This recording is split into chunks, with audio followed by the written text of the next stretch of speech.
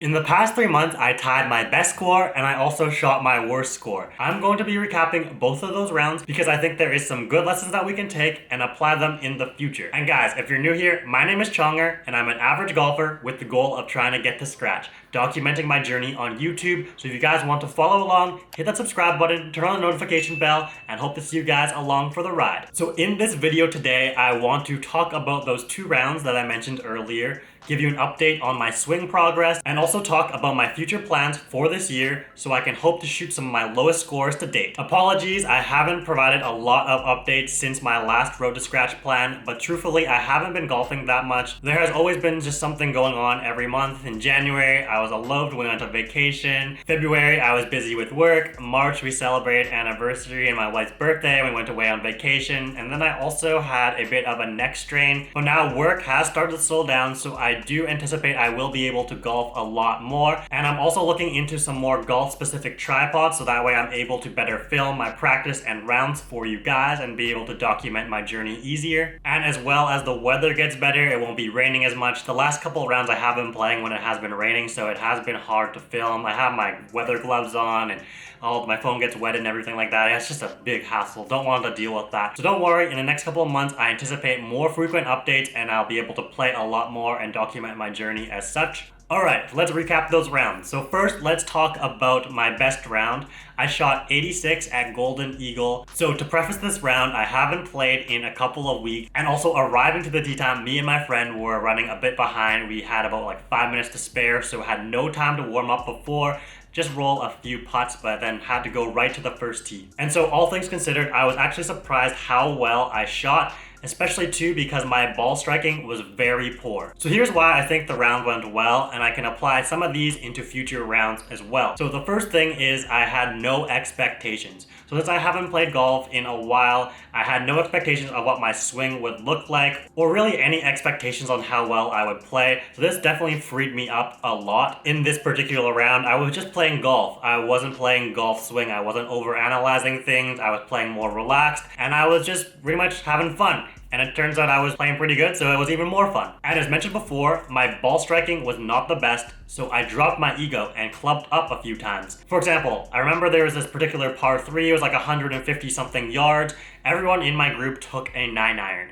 But I took a 7-iron up to the tee, had a nice smooth swing, and I was able to stick it onto the green. And so the lesson learned there is having a smoother swing gives you a higher chance of having better contact. Another side effect of poor ball striking was around 100 yards, I was missing the green a lot. I was thinning a lot of pitch shots way past the green, but I was able to save par on a lot of these holes, and that was because I was able to get up and down effectively. So from this, I learned how important short game is. I know in the back of my head, I always knew that short game was very important to scoring, but I think I now have a first-hand example of how short game has saved my round. So the second round I want to recap, I shot 100.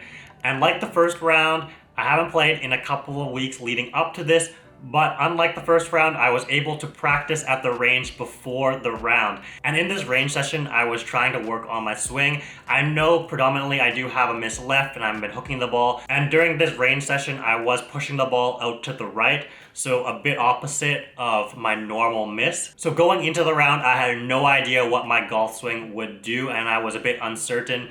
And when I went to the first tee box, I hit a hook, and I think that's subconsciously because I was seeing the ball going right in my head, so I wanted to overcompensate, and that led to a hook. Also to note, I was playing by myself with a group of randoms, so I was a bit more nervous on the tee shot, and my second recovery shot, which should have been a very simple pitch shot into the fairway, I thinned, and it rolled all the way to the other side of the hole, so I was already feeling pretty embarrassed and nervous. Long story short, the first 3 holes, I shot a 7, 6, and a 10. It all turned around on the 4th hole. I hit a good drive, I was starting to settle down, and then I made a par, and then the next hole I made a par, and then I was starting to feel good, and I was playing more relaxed, and I was definitely playing a lot better. From this experience, there's a few things that I've learned. Don't work on things before your round of golf. You just got to trust yourself. And if you work on things beforehand, and if things go wrong, then you're definitely going to be overthinking a lot of things on the course. Playing under pressure is a totally different experience. I was very nervous after my first couple of shots, worried about being judged, playing with randoms, so that definitely got into my head. But then once I settled down, I was able to play a lot better. So definitely playing under pressure and playing with nerves is totally different. It can just totally psych you out of your game. I have to remember that I am capable of playing a lot better golf than in the past, and it just goes to show in the later half of the front nine, I was able to string together a lot of pars, and on the back nine as well too. I did have a lot of birdie and par opportunities, but just my putting killed me. I 3-putt a lot, and that led to bogeys or worse. So in both of those rounds, my mental game definitely had a toll on how I played. Overall, I do think my technical skills have improved, and I just want to quickly recap on how my swing has progressed over these 3 months. So as mentioned earlier, I do tend to miss a lot of shots to the left. Sometimes I overdraw it, sometimes I pull it, sometimes I pull hook it. Yeah, just everything to the left. My swing can sometimes be as excess of 10 degrees in to out, so I'm definitely trying to neutralize that at least in half. I do want to play one shot pattern just for consistency purposes, so that way I know at least which side of the golf course I will be missing on. And as of right now, I do want to be playing a draw, but I definitely do need to tone down that in to out swing path. One thing that I noticed in my follow through is I'm swinging around my body a lot, and I am worried about the toll that it could have on my back, as well as it might be an indicator of my far left shots. I told my coach about this, and he said to try and focus on swinging more up on your follow through instead of around your body. So I went to the range and I tried this, and I also focused on keeping my head down longer in my swing, and I noticed that my contact was a lot better. The ball was going higher, and I was also not missing to the left as much. So my future plans for this Road to Scratch journey are as follows. I do want to play a tournament. I was initially targeting my first round mid-May, but I think you need a handicap of 18 or better. My current handicap is 21.4. I do think I will be able to play enough rounds before then to lower it to the requirements, but we'll see on that. I also want to play more under pressure, so I will be playing alone more with some randoms, and I think this will also help me with tournament preparation. I want to work more on my short game, as shown in that first round, how effective it can be in lowering your score.